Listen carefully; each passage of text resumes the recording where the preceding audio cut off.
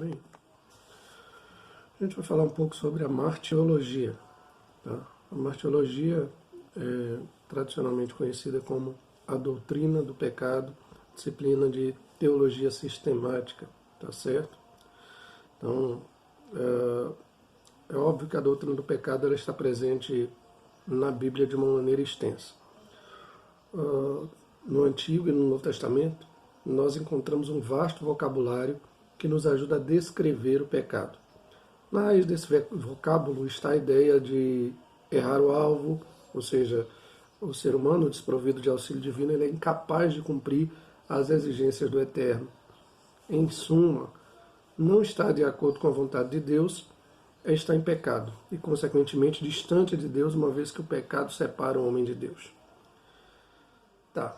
Dito isto, eu quero destacar alguns termos que vão nos ajudar a entender melhor a natureza do pecado. E são termos do hebraico e do grego, línguas do Antigo e do Novo Testamento, ok? O primeiro termo que eu quero destacar aqui é o ratá. Ratá, ele enfatiza a falha, enfatiza o equívoco. Por exemplo, em Gênesis capítulo 4, verso 7, nós encontramos esse termo, quando o texto ali diz: se procederes bem, não é certo que serás aceito, e se não procederes bem, o pecado jaz à porta, e sobre ti será o seu desejo, mas sobre ele deves dominar. Presente ali está o termo ratá. Nós temos o termo Acham, presente em Isaías capítulo 53, verso 10, enfatizando a culpa.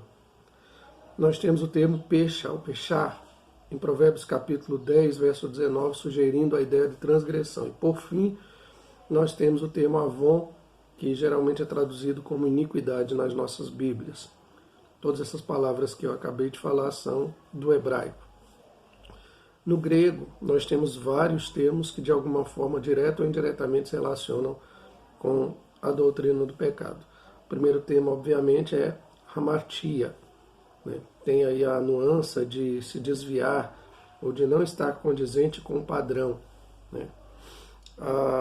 Temos, por exemplo, em Efésios capítulo 2, verso 5, o termo paratoma, que vai trazer a ideia de tropeçar, de cometer erro, um erro estúpido, coisa do gênero. Nós temos ainda o termo parabasis, vai tratar da ideia aí de ultrapassar limites ou fronteiras. Esse vocábulo vai estar presente, por exemplo, em Romanos capítulo 5, verso 14. Nós temos também o termo anomia.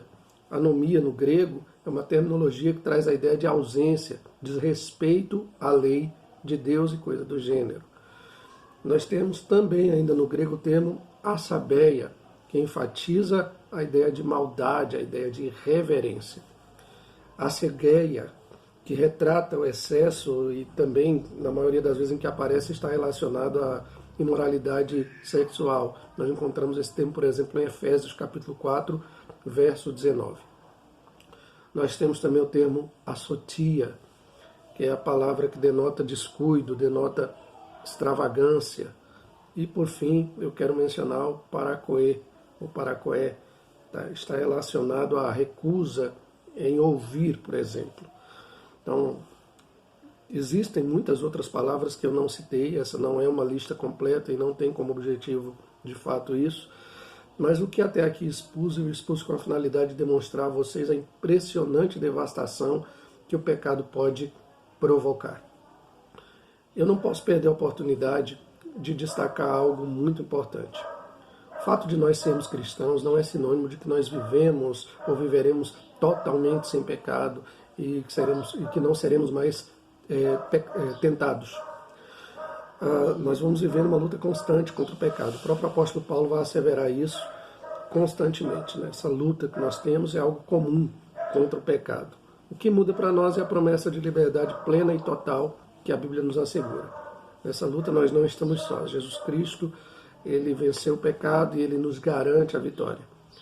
Nós precisamos apenas permitir que o poder do Espírito que em nós habita seja suficiente, seja bastante para que nós obtenhamos essa vitória em Cristo Jesus. Nós somos mais do que vencedores. Então, nessa luta, nós já temos a vitória. Só precisamos estar no plano, no centro da vontade de Deus, vivendo na dependência do Eterno. Que Deus em Cristo abençoe e espero que os irmãos tenham sido edificados por esse vídeo.